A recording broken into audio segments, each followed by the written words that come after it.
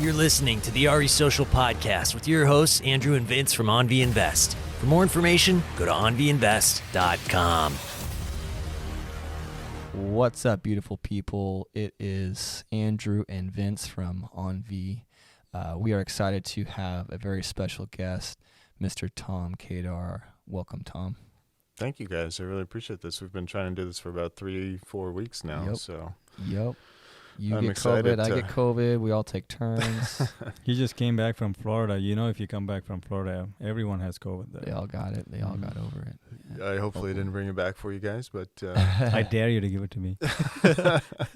When I got it, I had just had a vaccine and then got it over the holidays. I was just like, bring it on. I was actually kind of glad I got it around Christmas because nobody is doing anything anyway. Is that the first time you had it? That was the first time I had it. Yeah, me too. Yep. And it wasn't that bad. It was like body aches and then fatigue, and then I was just mostly bored at home, just trying to work from home and just stay busy. So just so that our listeners know, Tom's here to talk about COVID for 45 minutes. We're talking about COVID, man. I'm a doctor. Yeah, he's a doctor. He's a Tom. doctor.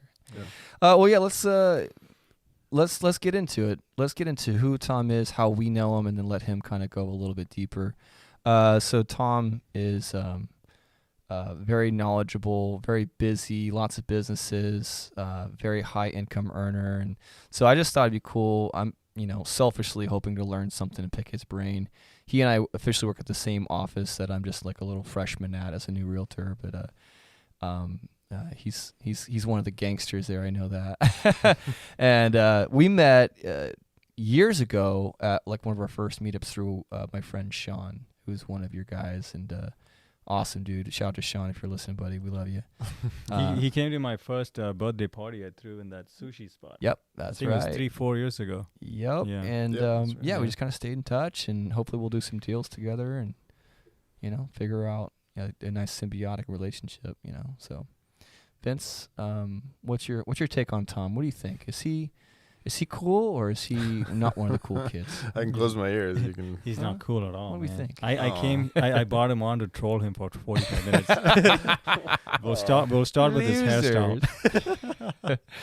But yeah, no, Tom's awesome. I have a lot of respect for him. I'm very excited to learn from him, and I think this podcast is going to be very valuable for everybody, including ourselves. So, Tom, I want to know, man, like how did you get started? Tell me what was 18-year-old Tom like, and how did you get to 38-year-old Tom? Wow. Okay. I mean, how much time do we have on this? I do. I really want to. I love this story of the journey. And, sure. I'll try and keep it 10,000 feet, but sure. Let's start at so right after. San Clemente, kind of born and raised, and then San Clemente High School. After that, went to UC Irvine for college. Took my time there. Finished with a minor in management, minor in econ, and a major in international studies. All useless degrees, but I basically wanted to take my time at college there. Right after college, with a friend of mine, kind of the last year of college, we started a kind of business doing import-export. And what we really did was, all these popular and stupid toys you'd see on online or on eBay and things like that, like the Tickle Me Elmo and the Nintendo Wii. We would try and kind of round them up and or pay college kids a few bucks to get them together, and then we sold them online for 200, 300, 500% markup. So at first it was just a few of us. You were in your 20s? Yeah, that was 20s, mid 20s, and then You're selling them how? Like on eBay and stuff? Yeah, eBay, mainly eBay, and then as we progressed, we got a warehouse in where was it, Lake Forest, and then we basically from Black Friday to Christmas Eve, we would fill up 2 UPS trucks a day, just kind of sending out stuff and making a pretty good profit. But yeah, we had, at the height of it, we had maybe 3 to 5 employees and an Amazon store and, a pretty reputable business. Wow. So yeah, that was after kind of the downturn, I'd say in obviously what was that, 2006, 7, 8, 9, 10.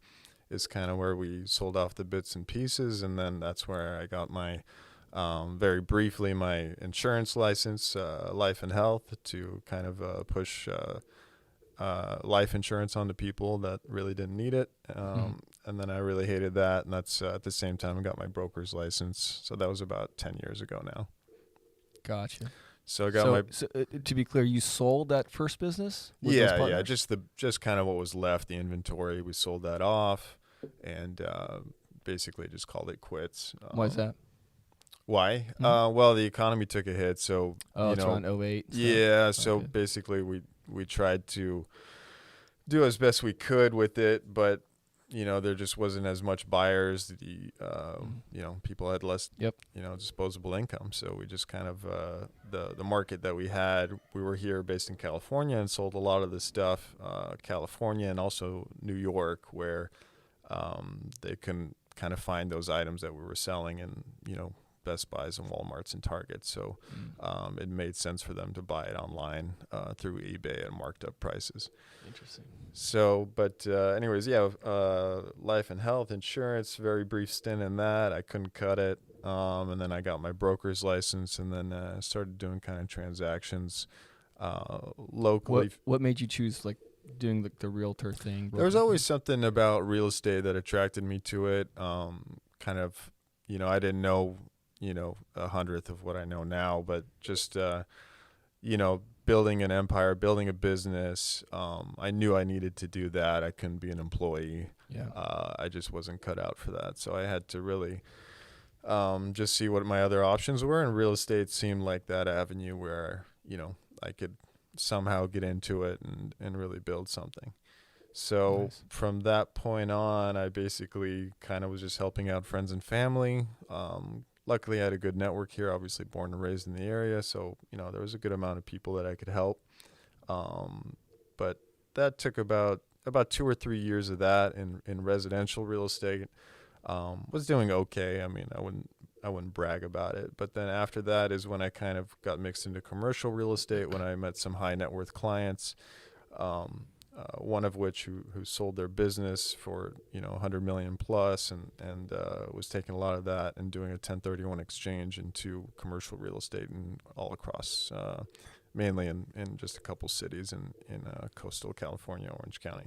Hey, Tom, for listeners who don't know what a Yeah. 1031 exchange Oh, is, sorry. can you briefly tell them? Sure. 1031 exchange is is when you're selling an investment property and you don't want to pay taxes on it, so you are confined to a timeline called by the IRS tax code, the 1031 tax code, to identify a property within 45 days and then close on said property within 180 days. And if you're able to stick to those timelines, then you're able to avoid the taxes that the capital gains taxes or long-term taxes you would pay on that property, on the gains that you have on that property. And you can keep pushing it forward until you die, right? You can. Obviously, then you have to keep buying properties, and there's rules on that. On every time you buy, you have to obviously use all of the equity in that previous property that you had, as long as any debt that you had to. So obviously, you have to adhere to those types of rules. But yeah, that's something I 100% believe in and want to do with all the properties that I own, as well. But what were we talking about? I'm kind of curious as to your journey specifically with real estate. So you became a realtor at first. Sounds like probably because you believed more in that service or product than, say, life insurance. Yep. Sounds like you had a pretty sour experience with life insurance, and I could see why. That's one of the things about when I got my license over, when COVID hit. I was my other business was just kind of quiet, and so I was like, well, I'm gonna take this opportunity to study my butt off and get it done. I'm glad I did. And it was mainly just to kind of help us get deals, front row seats to the greatest show on earth, a little commission, put it back into the house kind of thing, with no expectation of doing anything beyond that. But halfway through, I was like, you know what? I'm actually really good at sales as long as I believe 100% in that product or service, which is why I'm so good at selling, say, music lessons, which is my first business. I'm really good at it because I believe so much in the power of how it helps people and kids and confidence. And then with real estate, I realized, you know what? Just what we own right now between me and Vince is enough to just change my life and my family's life. If we do nothing else but make sure this thing don't burn down, the 30 units we own. I mean, for real, and it's crazy. In 20 years, we're set for life. I don't know if you realize that, just on what we own, which is crazy because it just gets better and better as your mortgage stays the same, rents go up. 100%. Yeah, so you obviously get it. I'm trying to break it down a little bit for the listeners, but the point is that's why I got so passionate about it. Is that part of your? The real estate, I mean, I saw an avenue to make money. I mean, that's a lot of it, and building an empire. I mean, you talk to obviously 80, 90, I mean, maybe even 95% of the top, richest people in the world. It's, maybe they make their money in other ways like businesses or, tech or something like that, but to maintain it and to build an empire and to build true wealth, I mean, it always gets to real estate. Real estate. Yeah. So it's a very common thread. So I had a follow-up question for you. So when you chose to go from insurance to real estate, did you already have a good understanding of what it was and you can build equity in all these different things? I did not. No, Okay. I mean, my main purpose was basically, I was at I won't say what company, but they were basically forcing us to sell whole life insurance to Yeah, I have one. well, I'm sure yours is set up much better than what we were trying to sell to people, but I didn't believe in the product. I didn't believe in basically what they were trying to do is, hey, sit down with somebody, even if it's a newly married, a single guy, newly married couple, they don't care. If you have $2,000, go through their entire finances. If they have $2,000 of disposable income, tell them to put $1,500 a month in whole life insurance a month. Mm-hmm. And that was the rule. And I was like, that doesn't make sense for like 80, 90% of the people I'm talking to. So that was a really hard sell. The real estate, I mean, there's so many different avenues of real estate. I mean, we could sit here and talk for 4 hours on not only on just what I do, but the other ways, obviously, brokering a deal to, wholesaling a deal to investing in a deal to partnering in a deal to raising money in a deal. I mean, there's just so many different avenues in real estate. But that's why I got into it initially. I mean, I saw some of those avenues, not all of them. But yeah, I mean, just to finish quickly my story, I mean, so after that, I got into commercial real estate. And that's when I kind of grew my all the things I could really do with real estate, but I wanted to focus on commercial. So after a couple of years of that is when I really started focusing on multifamily. And then, as that progressed, I really focused on smaller multifamily. And then, Are you referring to being on the retail side or investing? Correct. I mean, at first it was on the retail side and brokering deals and focusing on owners and just building my my database there of owners. But after some time, obviously I saw other people getting rich with it. So I was like, maybe I'll do this too. Yeah. And that's about 2 years ago is when I started investing on my own, and I should be closing on my 7th property probably in the next, 2 weeks here. That's right, man. How many units is that, Tom? Not as many as you would think, obviously, because everything's in Southern California here. But it's about... it's more than 7. I'd have to do my math here, but it's somewhere around 20, 22 units. And you own that outright? Do you have investors? Or? Those I own outright. Those are just me. There has been other, kind of fix and flip projects and things in there. I'm not counting that in there, but that's just with partners and raising money. And I have done syndications as well, investing in other people's, projects out of state. One in Phoenix area, which obviously did really well over the last, if anybody knows, following the Phoenix market, that did excellent over the last couple of years. But for me, I mean, I'm just looking at, I don't know, I'm biased. I like to be near it. I like to be able to touch it, be able to see it. And now that I own this property management company, be able to manage it personally. You're just a control freak, Tom. I think so. I think it's, I can't let it out. I don't trust anyone. Maybe that's it. No, I get it, man.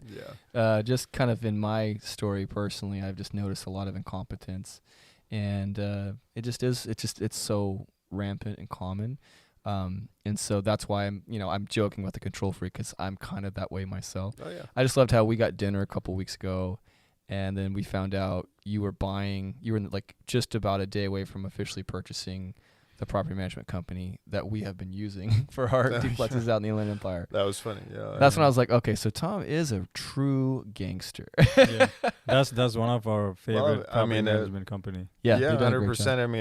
I mean, we've all read the book. I mean, if you haven't, then your quick plug to Robert Kiyosaki and Rich Dad Poor Dad. But I mean, that book, I mean, just like my life, it changed so many people's lives on kind of how to look at cash flow, and looking at having a job versus creating cash flow, or buying assets that cash flow and producing income.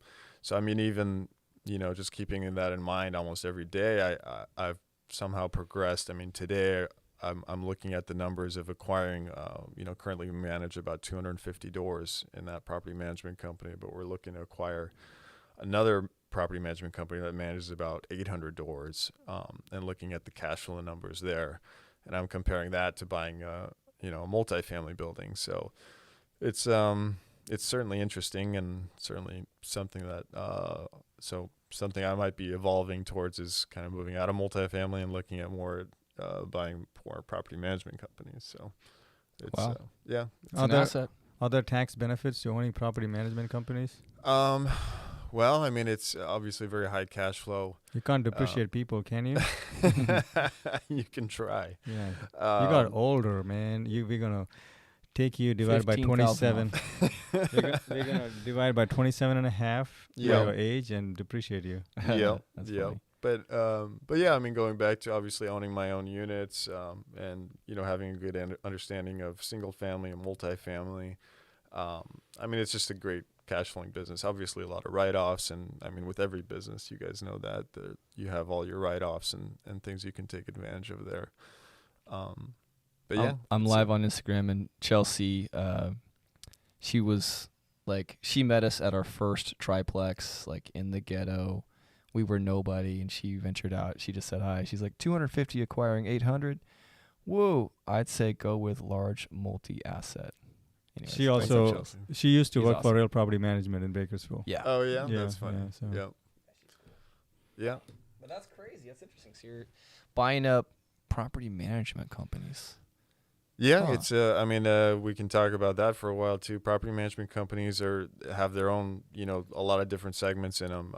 The one we acquired has mainly single family doors with it, with some multifamily, some office, things like that. But even within property management, there's HOAs, there's, that's a whole different sector. I mean, that's like focusing on Airbnbs and like for investments and things like that. So just HOAs, or you can do obviously short-term vacation rental, Airbnb property management. You can focus on very large apartment building property management. So are you saying every property management company tends to have its own niche? Oh yeah. Okay. Yeah. They won't do like everything Yeah, and departments you for won't. different No. things. Okay, 100%. interesting. I Yeah. didn't know So that. I mean, I have that one of my small properties out in Big Bear, Sugarloaf, that's being managed by a short-term rental guy who just focuses on Big Bear. He's got about 35, 40 doors, 5 of them he owns himself. He's an expert in it. He knows how to run it, how to manage it. That's and great. they charge 20% to manage Which is it. pretty standard, right? Yeah, that's standard. But I mean, compared to me and the doors we manage for single family, I mean, that's like 6% or Drew 7%. charges me 0% to manage my Airbnb. Yeah, Can you get us one of those deals? I cannot beat that. Yeah. Yeah, but here's the I'm going to be using his place as a party. He's gonna live there. pad. We're going to have some Yeah. ragers. Tom, you're coming. All right, sweet. Yeah. Hey, I I'll had bring a- the wine. Sorry to cut you off, but I had a very specific question. So this podcast is more about real assets and stuff, right? So you're a high income owner. What are you making? 7 figures yet? 8 figers? 5 figures? Yeah, tell the people. Tell us the truth. I don't know. Is the IRS listening or? No, we will Right. edit them out. I'm mid 6 figures, I guess. Somewhere between 6 and 7 figures, I guess. Yeah. That's great. pretty good. So my question was not to find out how much you make, because I already know how much you make. But I Okay, wanted to sound say, like for someone who's making so much money, why would you go and buy a triplex in Bakersfield and deal with all this bullshit and garbage for like a long time. What is the point? You already make so much money, right? Right. So now I guess we can get into, I mean, the tax advantages of real estate and being on top of that, being a real estate professional. Yeah. I was just listening to a different podcast on the way over here. They might be taking away bonus depreciation, I think, starting 26. 26. Yeah. Okay. So I better hurry and buy as much as I can. But to explain what that is, I'm Yeah. sure the listeners might or might not know.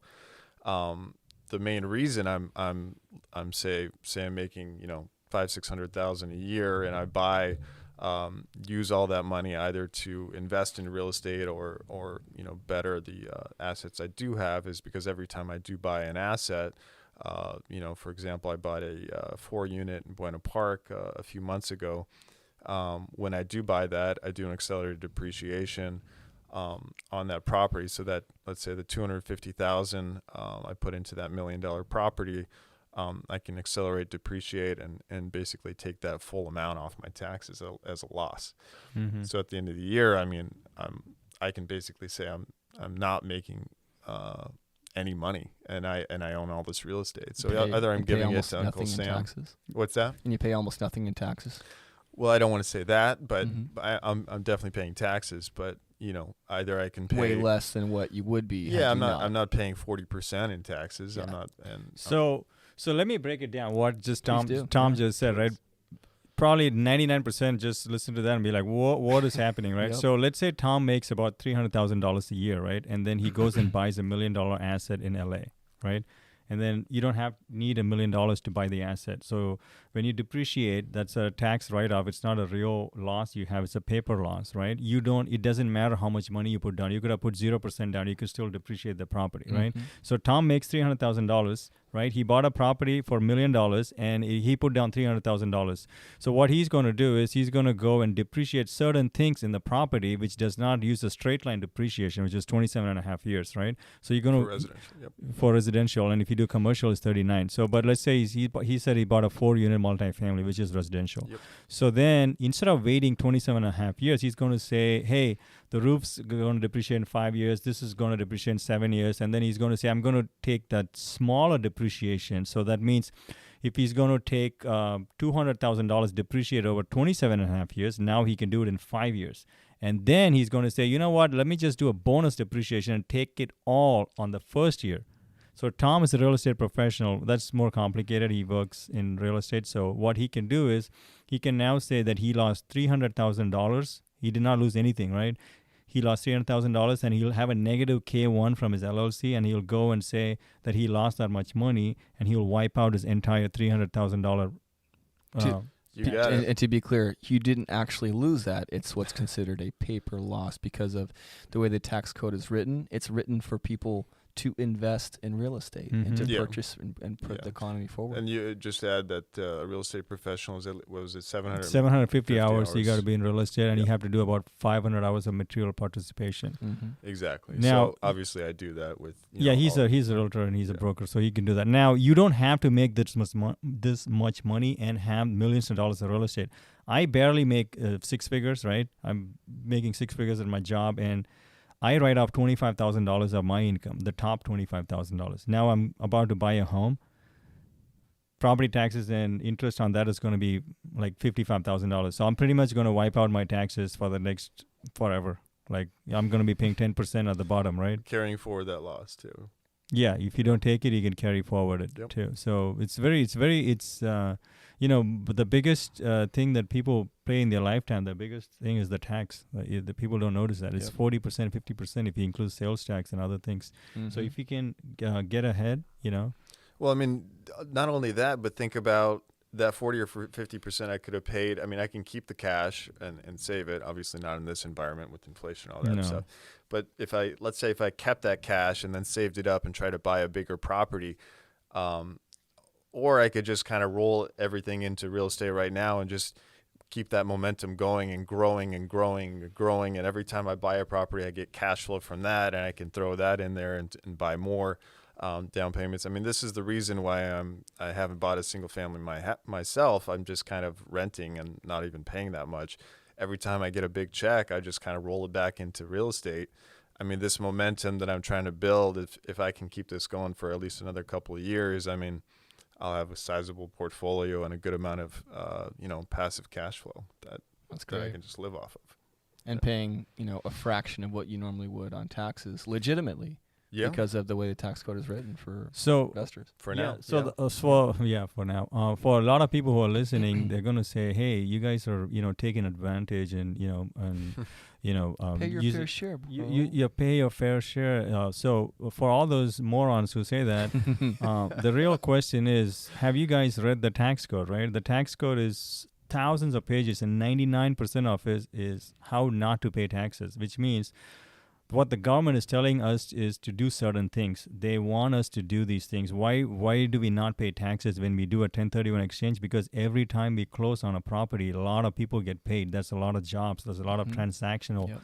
cost that happens, right? So every time we do that, it actually promotes more of the economy because the money gets spent more. So it's actually in better interest of the country for us not to pay taxes because we are constantly using the money. Yeah. The Every guys- time I'm buying another property, I'm paying a property management company. I'm paying contractors. All these materials that are going in here, and I'm buying. I mean, that's You're stimulating the economy. So if you're actually like a saver and you pay taxes, you're actually very selfish. You're worthless to the government. So that's why they're taxing you. Yeah, that's simple as that. The tax code is written to incentivize people to do certain things, and it's simple as that. So it's always funny to me when someone tells me, "Oh, this person should have paid more in taxes." I won't name any of these, celebrities or former presidents or anything, but love or hate whoever it is that you're talking about. It's just a simple matter of understanding the tax code and playing the game as the rules are written, which is a big reason why I'm so gung-ho in real estate myself. This is just one of the easiest and best ways to truly create that, not being rich, but just deep wealth, which for me translates to freedom, which me translates to being able to take care of friends, my mom, family, whatever, and having that peace of just like knowing, okay, well, whatever happens, I got it handled.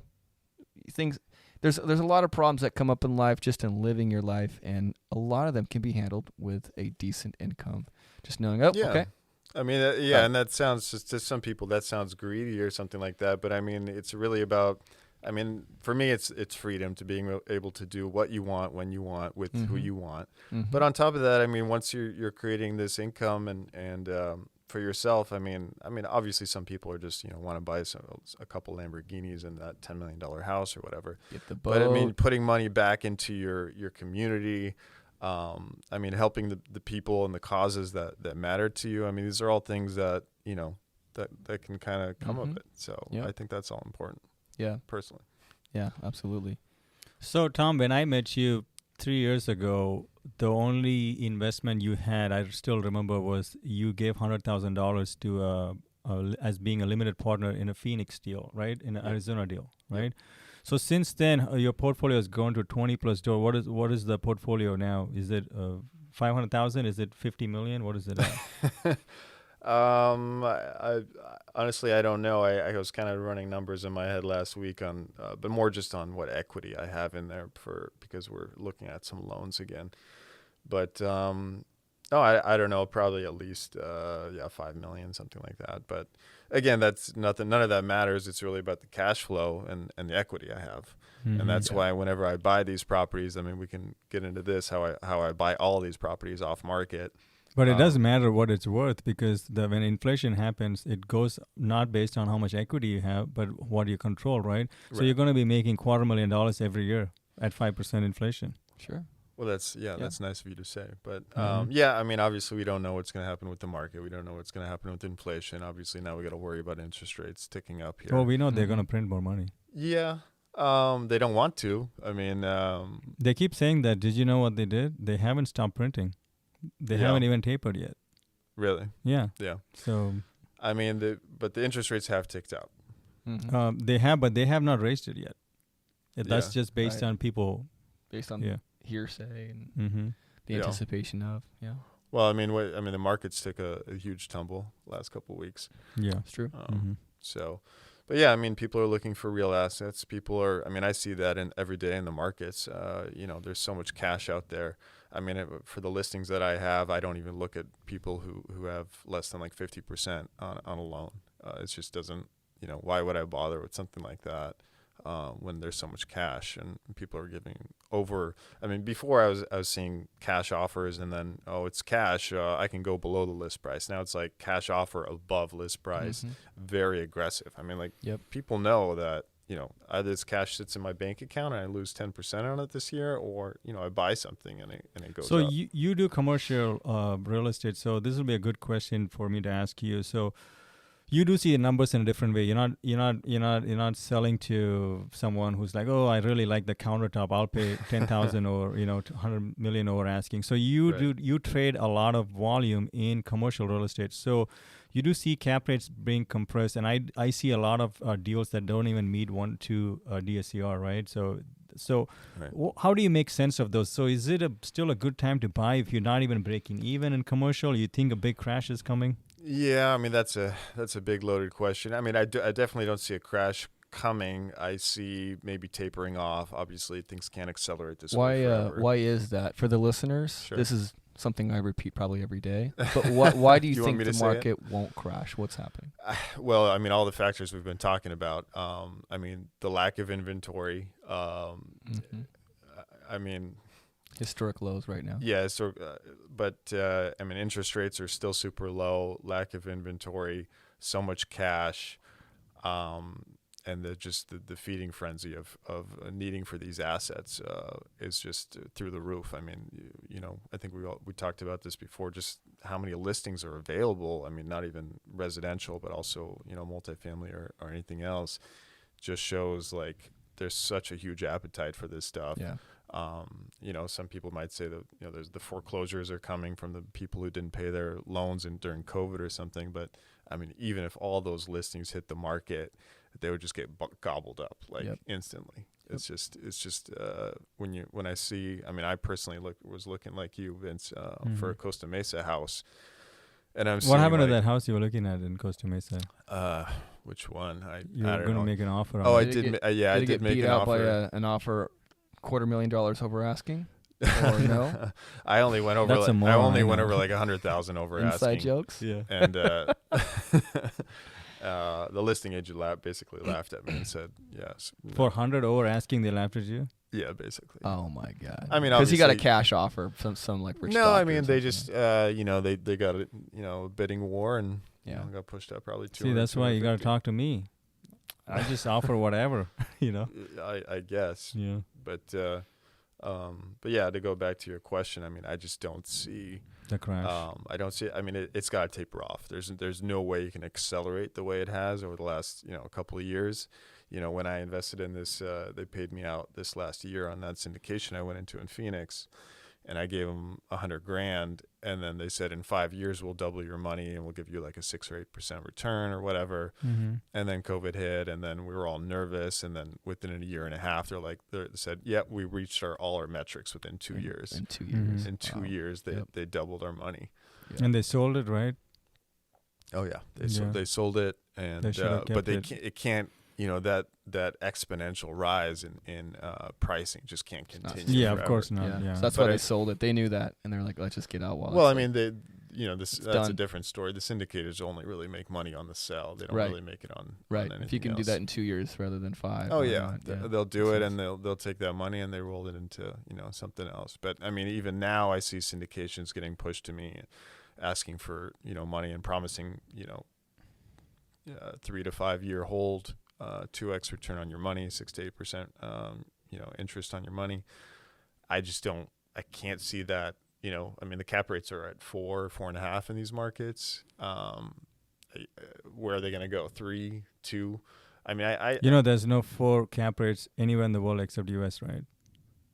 It's considered really high for world Yeah. markets. yeah. I mean, some people are So that 0 money or will- negative. Yeah. So that money will come to the US and they will buy stuff here, which will Yeah. drive the cap rates even further down. I But mean, it's a risky it's crazy to proposition. think about. But I mean, Yeah. buying a $10 million asset and not expecting any Yeah. cash flow on it. I mean, There's no 6 cap in Singapore, I can guarantee you. Yeah. Yeah.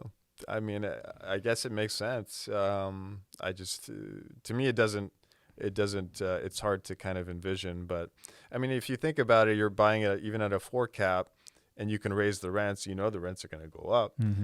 If you can raise the rents up, I mean, are you really buying it at a 4 cap, or are you buying it and then raising it up to a 6.5 cap? So, for all those reasons, I see it continuing to go up in pricing. Yeah, I think a lot of people compare it to 2008 and have a little bit of that kind of PTSD from when it all. Yeah, but you gotta look at the exactly. the reasoning. Yes, I mean, please continue. Was it the loans? I mean, that was the main kind of instigator there, the bad loans. Yep. And that's Predatory why everything loans. fell apart. I mean, maybe I'm missing it, but what is? I mean, you tell me what's going to be the instigator here for pricing to go down? Affordability. Affordability. Because wages are not going as high. That'll be the big That's factor. definitely an issue. Now, here's the thing. I'm going to piss a lot of people off with this. This is going to get really dark for most of you guys. So here's the thing. So people say affordability is a problem, and then what happens, right? Then people can't buy. You think Tom and I will stop buying if the prices go up? We're going to still buy. Buy till you die. The first-time homeowner is out of the game because you waited too long. Yep. So yeah, now I'm even then, I mean, It's the already government might step in and give like, okay, we were doing 3% loans, now we'll do 0% loans or they something. can do that. I don't know. But the wages, that's the problem. You know, I don't want to be it like that. I don't want to be like super rich and everybody's living in a slum, right?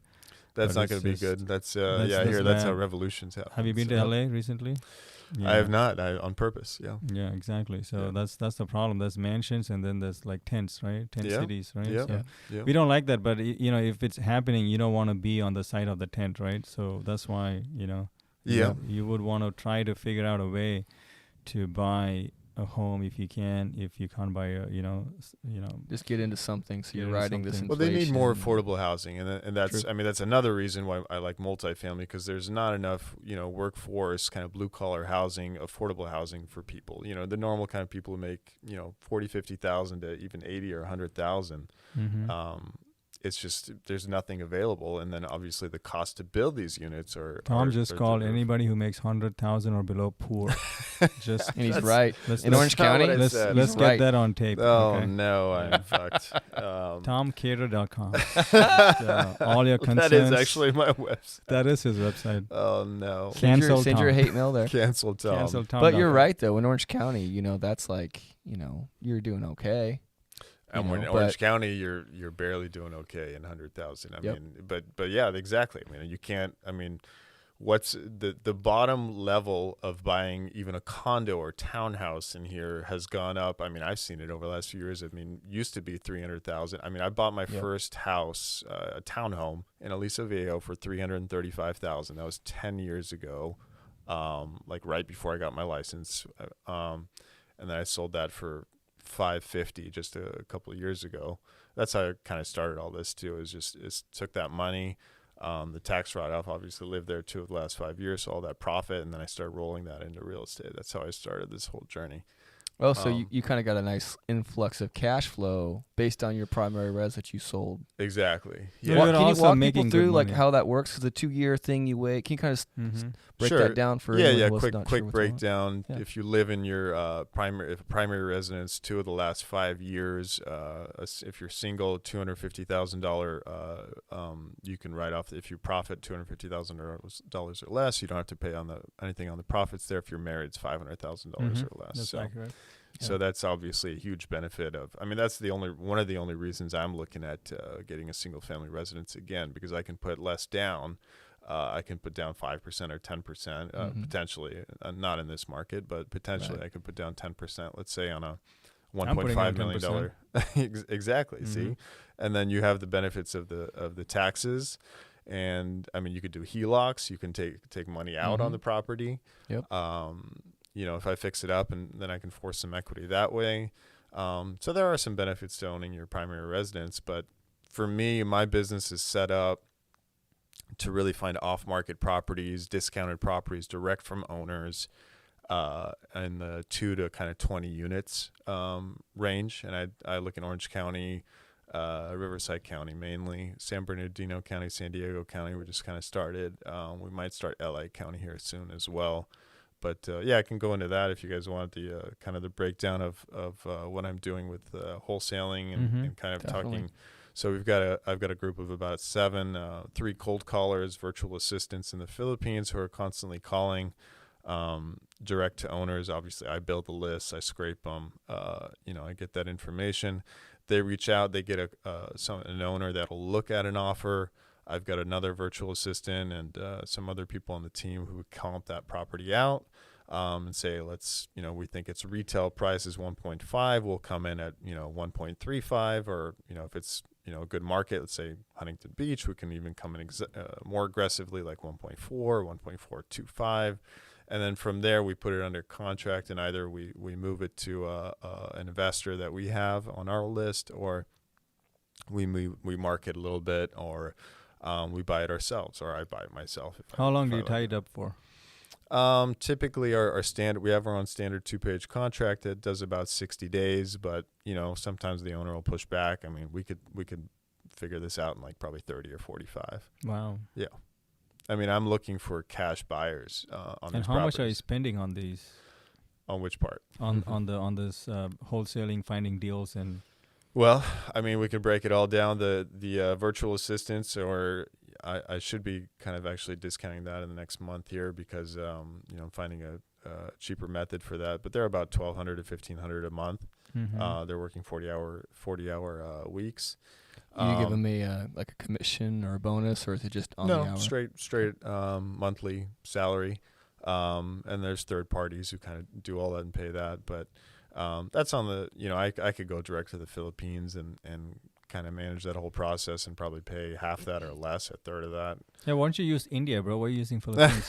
What's up with that? Are they You have cheaper? some cousins I can talk to? Yeah, I'm Yeah. happy to reach out to them. You gotta Keep pay it them in- in rupees. Keep it in the family. In rupees? Okay. That or It's 80 crypto. to 1. It's pretty good. all right. Yeah. I can hire like a whole office building full I of them know. then. Yeah, Yeah. that makes sense. So you have 3 virtual assistants. 3 who are virtual cold calling assistants, all day. And then an admin. I just hired her about a month ago. Mhm. And she's also in the Philippines and handles everything from writing the offers to some comping and some back end support for me. And then I've got our friend Sean, who's an acquisition manager, and 2 other guys, one who handles our texting, mass texting program, and then another kind of acquisition manager who their role is to negotiate with the seller a price and put it under contract. And for that, they get about 10% of the profit. Nice. Which doesn't sound like a lot, but on the last deal, I gave Sean about $8,000 because we did a wholesale assignment fee of about $80,000. Nice. So one deal. yeah, is a nice- that's one deal. I mean, Yeah. obviously, I do a lot less deals than typically other wholesalers across the country. They like deals from 10 to 15 grand profit, but here in Orange County, where there's a lot higher price points, so a lot bigger spreads. So Mhm. it makes a lot more sense. Has it been more challenging with the heating up of the market Oh, in yeah. the past couple of years? Oh yeah, 100%. Owners know that their properties are worth a lot more. Mhm. They're greedy, and Yeah. they definitely want to push the limit on what they can get. But my game isn't to get every single owner. I'm just trying to get. Our goal is to send out as many offers as possible, get in front of as many owners as possible, and Mhm. see who we can connect with. So why do you Yeah. do this over you're a licensed realtor? Why not just stick with the realtor business? Well, let's. You want to run the numbers? Mhm. Let's do it. I mean, on a $1.5 million deal, I can potentially charge, 5%, 2.5% on the deal, and make what is that? 40 grand 40 something? grand. Let's say Yeah. 40 grand. Obviously, I got to pay out my brokerage and some other stuff. But let's say even use 40 grand Mhm. on that deal. On that deal, if I do a traditional real estate deal, I gotta do everything from talk to the owner, get the listing contract signed, take pictures, create an offering memorandum or a marketing package. I gotta put it on the market. I gotta deal with all the calls. Then I gotta get into escrow. Then I gotta do investigations, inspections. Then the guy cancels. Then I gotta start all over again. Mhm. I'm a lot not of even rules. halfway done. Yeah. Then I got to go through the whole process. There's a loan involved. I got to deal with that, and then I finally close, and then I get my check. Now, if I do a wholesale on a 1.5, and let's say, I mean, typically I do $100,000 assignment fee, I find a cash buyer and I close it in 3 weeks. I've never gone out to the owner. I've never seen the owner. I never do an investigation, nothing. I mean, I do one Sounds walk. like you just kind of have the system in place where you do almost just like the overseeing, and you put out the bigger fires, and that's I'm it. trying to run a business, but yeah, I mean, that's.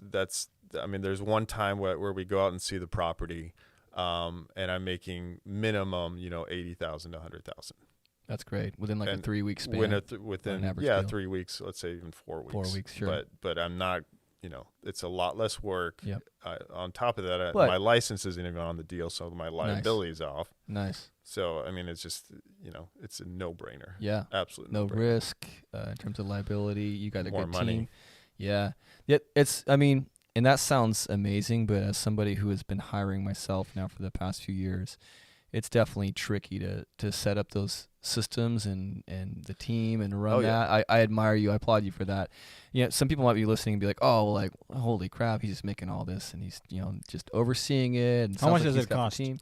Yeah. Dude, So, yeah. I mean, so I'm working on the cost, but obviously the 3 VAs, I mean, that alone, Sounds it like used to be $5,000 a month. $5,000 a month. Yep. And then I got my admin, that's like another 2. Mm-hmm. And then the That's 7 a month. marketing costs, I mean, depends if I'm doing mailers or mass tax. I mean, that's a few grand here or there. I mean, I used to be heavy in mailers. That's a lot harder to connect with because, I mean, every real estate agent is doing mailers right now trying to get listings because there's none. Yep. But yeah, I mean, let's say, easy 10, 15 grand a month. Yeah. Yeah. So you're spending 10, 15 grand and To make like 100 grand though, easy. right. Yeah. I mean, Even conservatively, you've just made 70 grand. That's Yeah. a great spread in a 3-4 week period. But then you man. still have to give the 10% of the profit to Sean and all that too. yeah, Sure. I do have to. Yep. Sean, he's got profit, and then, my overhead costs and things like that. My time. I mean, depending on what I could be doing something else, but yeah, if I can close 1 to 2 of those deals a month, I'm happy. Yeah. Yeah. Yeah, So- I'd be pretty happy too, Tom. That looks I'm like taking notes over here, by the way. I just got my license. I'm like, oh, I'm throwing that license away. Hey, I mean, it's a different ball game, but Yeah. I mean, on top of that, I mean, we got to worry about Zillow taking over and Sure. all these other guys, Redfin, and who are going to Mhm. make buying a house through one click. So I mean, Mhm. your license is going to be worth the same as toilet paper if Mhm. these guys actually figure it out on Right. how to do all this stuff, right? Do you think they will? I think it's another 5 to 10 years out, but it's coming.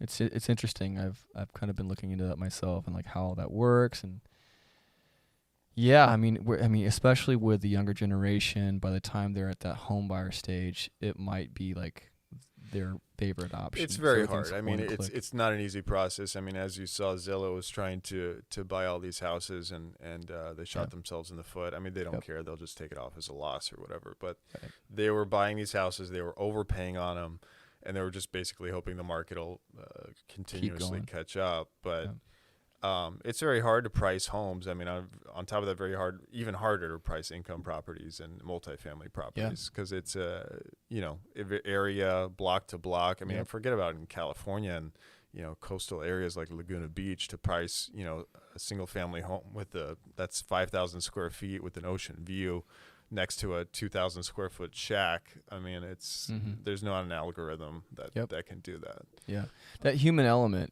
that's the trickiest part, and I think it's, one of the most important parts. That's something that's really propelled my business and anything I've done is the human element, the relationship. Yeah, you're So, a personable guy. Yeah. You can make friends easily, and obviously building a relationship with people and holding their hand through this process. I Right. mean, it can't be done through a computer. Right. Really. that's So- I'm skeptical, but maybe I'm just being like blindly optimistic. and- Yeah, but I mean, look at all the things it's the service industry and all these things that have been progressively pushed to online. So, Mhm. I mean, California on top of that is a very litigious state. So I think it's going to be very difficult for, especially here, to get to that point of the one click kind of Mhm. buy a house. But Mhm.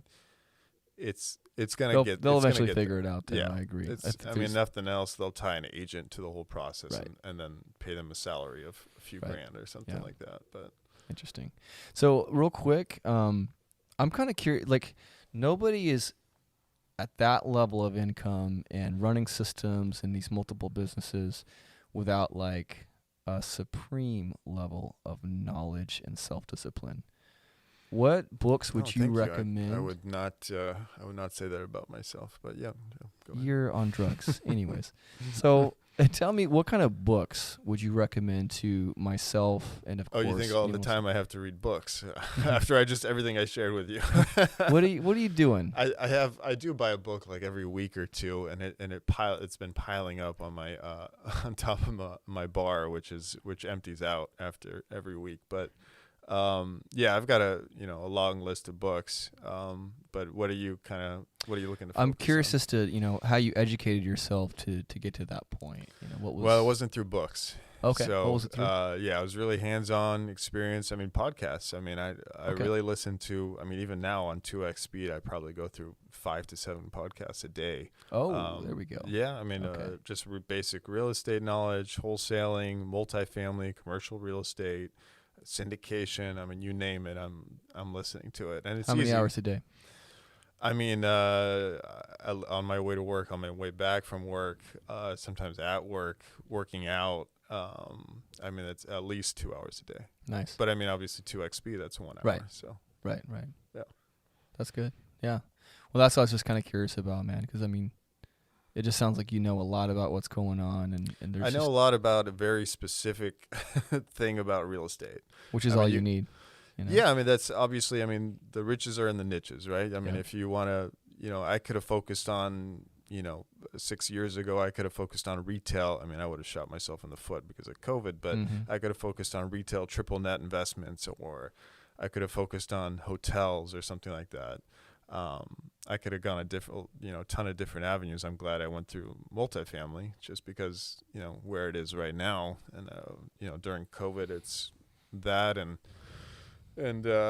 what else went up? And I mean, hospitality took a hit, office took a hit, retail took a hit, industrial and multifamily are the only commercial real estate asset classes that went up during COVID. Going back to you, Tom, what would you say?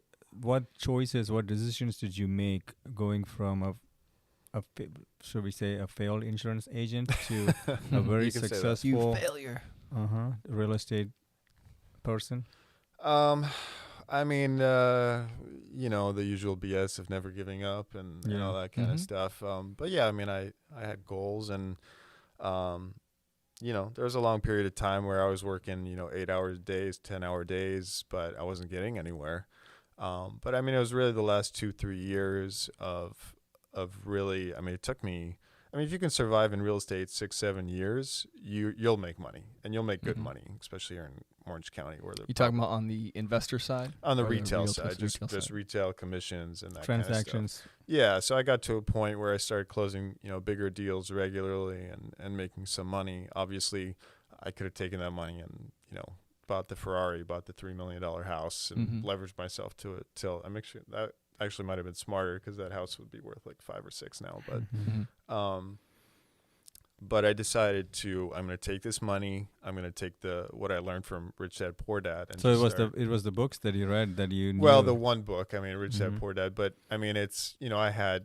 You should have read Gary Keller's book. I mean, you work for I him, did right? read that one. Yeah. I did read all of Gary Keller's book, The One, Millionaire Real Estate Yeah. Agent. Yep, I read all those. Yeah, I should read all reread those too. There's some good stuff in there, and Mhm. some good nuggets. So that's how you used the money you made, and then you started using that to buy assets, Exactly. right? And And what cash would- producing assets. What yeah. would you say is an asset? What would I define as Yeah. an asset? I mean, Is your home an asset? Because it's a big conversation going on, right? Grant Cardone says home is you're not an an idiot asset. if you Yeah. count that as an asset. He just I- bought a I $5 mean, million house. Yeah. Mhm. But I mean, I would, if I could find a house that's not $200,000 over asking, I would buy it right now. But I why mean, why does it matter that it's $200,000 over asking? Well, because the market has to. I mean, I think the market price has to catch up to that, Yeah, which you're might just take another couple of leveraged, years. Yeah. like, And to and the I think hilt. we're already kind of Yeah. right Yeah. there. Yep. So if I'm buying, I mean, obviously, hopefully, I'm living in it and I enjoy it. But I, just because I have this real estate investor kind of mentality, I just can't bring myself to pay $200,000 over asking on a property that I know is, obviously I'm not going to produce any income off of it. I'm just going to live in it. So it just doesn't make sense. I mean, I think it's an asset, but it's just a less valuable asset as compared to, say, an income producing property. Yeah. And especially because you know the game. Obviously, you're making better choices at this point. But Well, the average Joe who doesn't know anything about anything, I'd say buy your own house. Start there at least if you don't know anything. It's an asset. Most of Americans' wealth is in that one home they Yep. bought when they Their were primary 35. Yeah, especially for now most with people- the market up, 20. Whether the market's up or down, Yep. almost all of Americans' money is in their one home they bought. If you guys need to buy a home and you're living in the Orange County area, contact me. You can email me at Andrew. Or you can buy it for cash with Tom. And he'll give You know what, a Tom? deal. Tom? No, I don't. Earmuffs. Actually, we do some single families and kind of vacation rental markets, but I don't have too much. I thought about that actually to kind of go after, markets where I would personally buy a house just so I could buy, an off-market house at a discount. But that's the thing too. I mean, that was something I was weighing in my head. Do I buy an off-market discounted? But then I think about it. I mean, you got to put in, let's say I buy $1 million house, but then I got to put $200,000 into it. I'm tying up that not only the money to buy the property, let's say 10% down, 80 grand or 100 grand for the $1 million property. Then I got to put 250 grand to fix it up how I like. So, I mean, I invested that money unless I refinance it out and take the money out and do that whole thing. Or I just look at a $1.3 million house and I put the 10% down. I'll give you my story, right? Yeah. This might be very along the line. So when I was buying all these houses for Envy, right, for Drew and I did all my research and I'm doing the same thing that you were doing, right? And I maxed out everything I could squeeze out. If I had an extra $1, I would try to squeeze it and get a loan and buy another house, right? Right. And then I went to, Kevin. We had Kevin on our show. He was on episode 4, talks about crypto.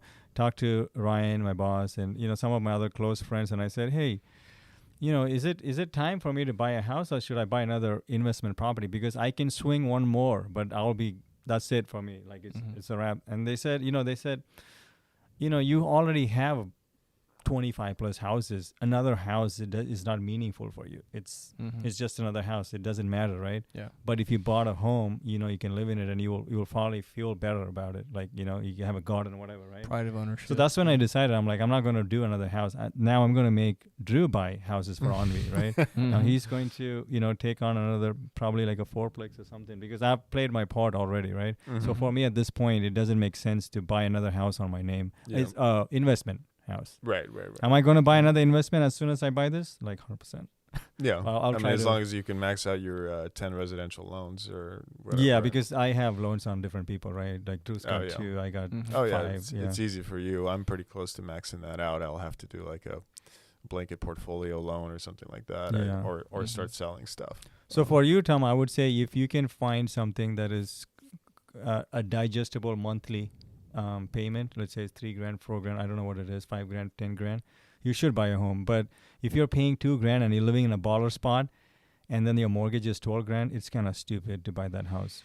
That's I right? mean, but then on the other side, if I can buy that, I was looking, let's say 1.2, put down 10%, 120 grand, and then I don't know whatever that mortgage is, $6,000 or all in $8,000 a yeah, month. $6,000. That's sort of very close to my numbers. Well, Yeah. so I mean, you're basically putting a footholder into the market right now. You're obviously hoping that it continues to go up, or you're value adding a little bit, fixing up a little bit, increasing the value there. But even now, how I'm talking about it, it's not how you're supposed to be talking about a home that you want to live in and enjoy and build a family in or something like that. So You could make the home. I haven't closed it. I don't want to jinx it, but if I do buy it, Drew's going to Airbnb and ADU at the back, so you could do stuff like that too. So it's kind of like an investment, right? It's a hybrid. Yeah, It's a hybrid. I don't know. Yeah, I saw that little room you guys have back there. Hopefully you can get $150, $200 a night. You can easily maybe, get a couple grand a month. Easy. I walked it with a guy who's been doing it now for quite a while, Mhm. pretty successful with it, and he said, dude, $3,000 minimum a month is what you should be pulling from Mhm. this. And And I that's mean, half if you're my managing mortgage. it, you can save that 20%. That I'll be I'm not managing. gonna. I'm not gonna pay Drew, managing right? it. So it's like, Oh, he'll pay me. I'll pay him in different ways. oh, Meet me at the back alley. Meet me in the back room. But yeah, no, I'm excited. I've got my music lessons business to where it's mostly passive at this point. You know, you always have to check in, and Nice. there's always something in oversight, but or overseeing everybody. But in general, it's fairly passive, and so I've got this time to go. Okay, this beachhead is conquered. What's the next one? And for Yeah. us, I hear you. it's cash flow. You know, Yeah. we've been doing a great job with appreciation and asset acquisition, and it's been a great ride. Cash flow has just still been tighter than what it should be, and partly due to the moratorium and COVID and all that, and buying in, C&D area. C&D areas. Exactly. I was trying to find how do I want to say The that? nicest way to say it. Like shoes on the clothesline or the power lines. So Yeah, we made some can mistakes. say it. I have units there too. Yeah, Bakersfield is a C&D Mhm. area. Yep, Yeah. you get it. Yeah. So point is we're doing okay, but I'm excited to now take this new thing on and conquer this beachhead and just getting us cash flowing like crazy on top of the appreciation. It sounds like you're already just crushing it. Well, I mean, cash flow is another thing too. I mean, a lot of the money that I put into that. I mean, I have a separate LLC just for the real estate, and obviously that pays all the mortgages, the expenses, and then also has all the rents coming in. And I'll be honest, I mean, it's not something that's growing like crazy because Right. I use that to do fix up the units, and there's quite a bit of fixing up if I'm buying on average. I mean, when I started buying 150,000 a door, now 250,000 a door. But these are units that need work, and there's a lot of maintenance that goes in there. And yeah, I mean, right now, just like you guys, I'm baking off appreciation Mhm. and all that stuff. But my end goal is, I don't know if I shared that, but the lofty goal of having $100,000 a month in passive income. But I'm open to everything. I'm looking at multifamily, real estate, Airbnb. I'm looking at the property management company. So, however I can get to that $100,000 a month, I mean, Yep. I'll do it. That's a cool goal. Would you stop doing active work after that? Well, I mean, I definitely wouldn't, take, jobs I don't want to take. Right now, I mean, a friend of mine came to me. I sold him his place a while ago. He's got a small condo in Long Beach for $400,000 or something like that. Now, this is not something that's a primary kind of goal for me, but he's a good friend, so I'm like, yeah, I'll do it. But yeah, I do have to be careful about that because I say yes to that and make a few grand, but then I have my eyes off the ball and maybe I lose a $60,000 or $80,000 deal. That's very insightful. I wanted the listeners to hear you speak about your goals. My goal was $20,000 a month, and I was like, that's a big goal. Now I have access to Tom. We kind of like, hey, my goal is $100,000 a month, right? So I want to put this in perspective. By the way, I know that's a lofty goal, and that's it's not a lofty goal. I mean, you're already kind of making it inactive, right? So, but You're on your way. Yeah, That's but for that's sure. active. I'm talking about Yeah, passive, exactly, but- passive like go to Hawaii. No, I got you. Sip a cocktail. I Yep. could be there for 3 months and still be making that. No, money. Hell yeah. exactly. My Hell yeah. point, the point though I was trying to make is, you want to be close to people like Tom or Drew, or you have big goals. If you're a person that you're hanging out with at work, his goal is $4,000 a month. You need to like get away from that place. Like that's not a thing that I But want. that's not a bad thing. I mean, everyone wants. I mean, It's not a bad thing, and but passive income on top of that is difficult. I mean, it's a whole different ball game. If you're talking about $4,000, I want to make a salary of $4,000. Yeah, get the hell out of here. That's pointless. And, yeah, you know, $4,000 passive is fine. Yeah, yeah, that's what it's but saying. 4,000 passive, close your eyes, mailbox money. That's that's something. I mean, that's hard to do, especially I if think you don't have passive momentum income for it, is way harder to pull off than most people even think. So I'd say if someone's making $4,000 in passive income on anything, I'm like, hey, kudos to you. That's great. You know why it's hard to have a passive income with $4,000 a month? Why's that? Because you need to have wealth, and creating wealth is hard. That's why. Well, you have to know how to do it. You have to Yeah. you have to have the But tools, you have to have and figured it out, the right? time and the Systems. knowledge and all this stuff. Yeah. But it Yeah. could be done any number of ways. I mean, You can be done in many number of crypto, ways. stocks, Yeah. bonds, mutual fund, whatever Yep. you want. I mean, dividends on stocks. I mean, any which way you can get there, as long as you Mhm. focus on that niche and Yep. kind of work towards it. You are like, oh, I don't read books. Man. You read all the Out books. of here. I Oh mean, wait, well, but Rich Dad Poor Dad. Oh, and then the But- other but one. Oh give no, the I read cash that flow one too. quadrant, too. there was a good amount of That's years. given. Everybody reads Oh, and that I do book. 2 hours of podcast a day. Okay. But I mean, we should talk about paralysis analysis, because I think that hits a lot of people who might be listening, or people who are kind of listening to podcasts all the time and not doing anything. Mhm. I mean, you have to take a step. And I'll Yeah. I'll share that. I think I shared this with you guys before. My first time, the very first triplex I was looking to buy, I was right there and about to sign the paperwork, and COVID hit, and I was like, You already had Columbus, right? No, not yet. Oh, really? Yeah, this was right before that. The 16 Bakersfield. This was a 3-unit in Desert Hot Springs. I was talking to the owner. He had a 3-unit and 2-unit. I just started my wholesaling kind of thing. It was a lead off a mailer. I was getting it like maybe 10%, 20% below market. It was a triplex for $300,000.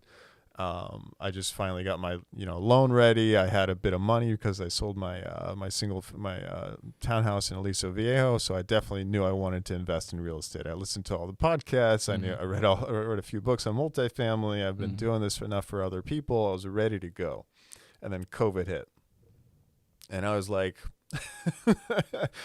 everything's falling apart. Yeah. People are hoarding toilet paper. I was like, what the fuck is gonna happen? Yeah. And like, is the real estate market gonna fucking crash right Mhm. now? Right. Yeah. And I was like right there before signing the loan docs, and I was like, do I fucking do this? Mhm. Wow. And I was like, shit. I mean, it's multifamily. I believe in the fundamentals.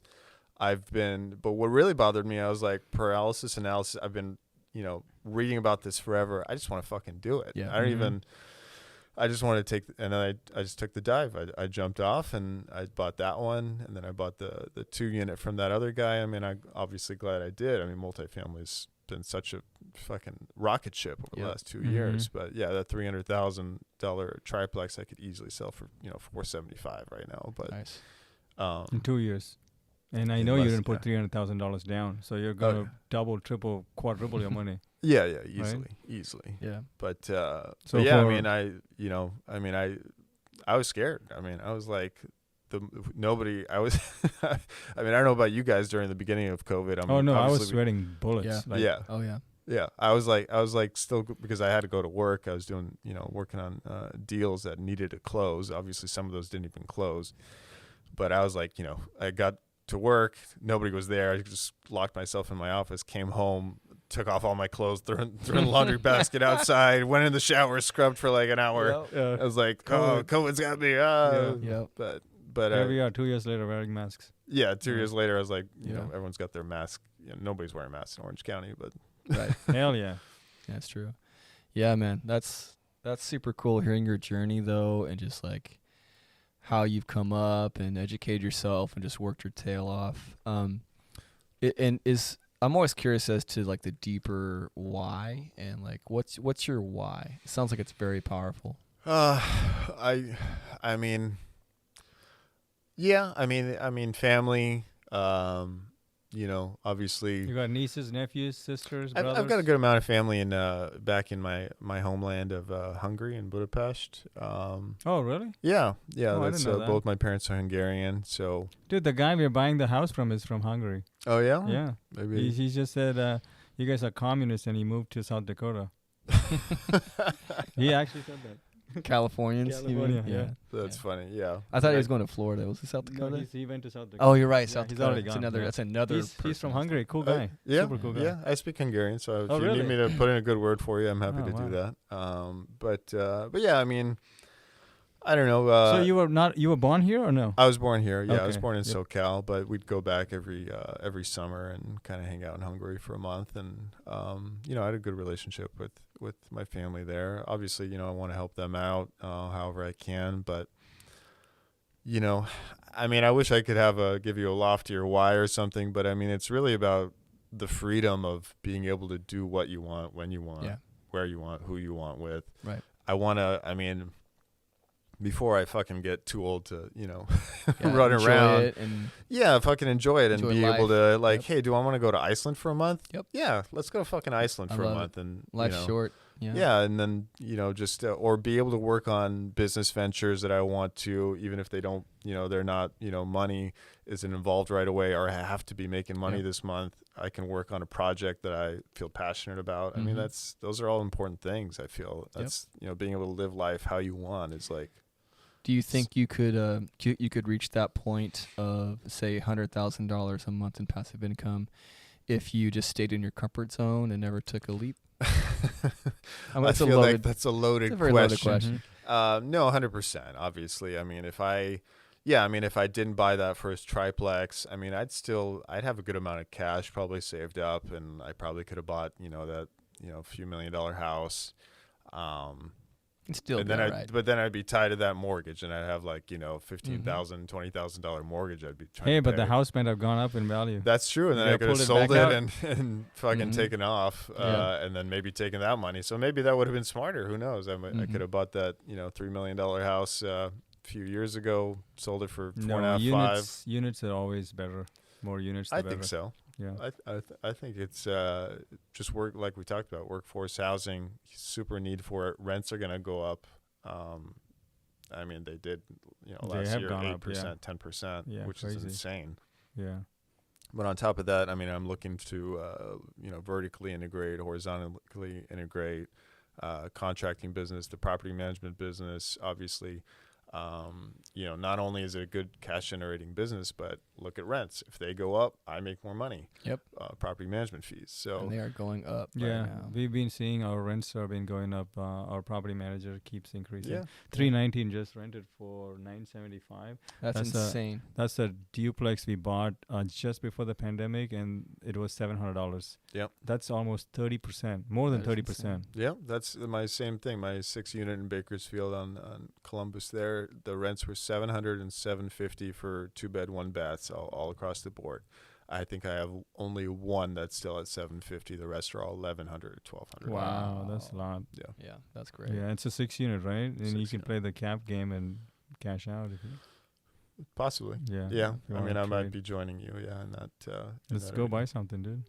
Yeah. Let's do it. I Yeah. want to wrap a little bit with kind of Tom's story.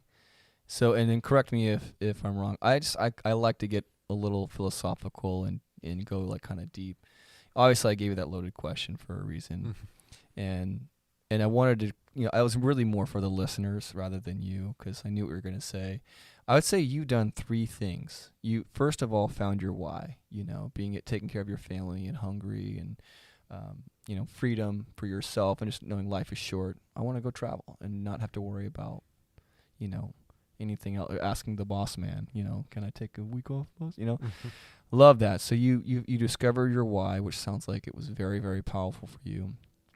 And I'm sure you had a lot of hardships, the life insurance thing, and you were just trying to hustle and figure it out.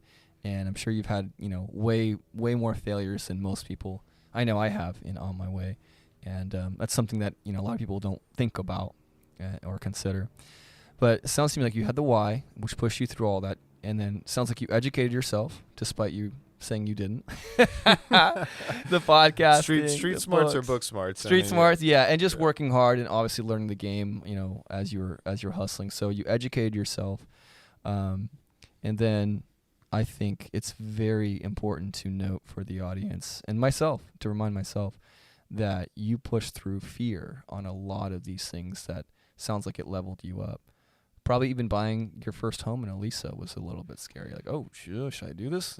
What's going on? Yeah. I mean, And then even obviously- then, but yeah, I mean, I knew real estate was a good investment. I mean, I knew the basics. Like, Yep. real estate is good. Put your Nice. money in real That's- estate and it'll go up. And that's right? because you educated yourself. It goes back to that second principle. Right. Right. Right. And so you were able to make these educated leaps forward, and it sounds like it's propelled you to the point where, you're crushing it, man. And I'm super happy for you, and you deserve it. And the listeners should know that there's a lot that goes into getting to that level, and I think you will get to that level of $100,000 a month in passive income as long as you keep those 3 principles. intact. Yeah. You know, so good on you, man. Thank you, sir. Yeah. Appreciate that. Do we want to leave the audience with anything else besides those little cliff notes, or Vince? you No, got I anything think else you covered it really good. Yeah. Okay. Thanks for coming on the show. Awesome. Yeah, I really Thanks appreciate so you much, Tom. guys, chatting with me. I mean, obviously reach out to Andrew for real estate kind of stuff, but if anybody wants to chat with me, I'm at tom@tomkadar.com, or should I give out my cell number? I don't know. Whatever you want. Whatever Yeah, you're comfortable you with. want Yeah, happy to give me a call. I'm at 949-933-0488.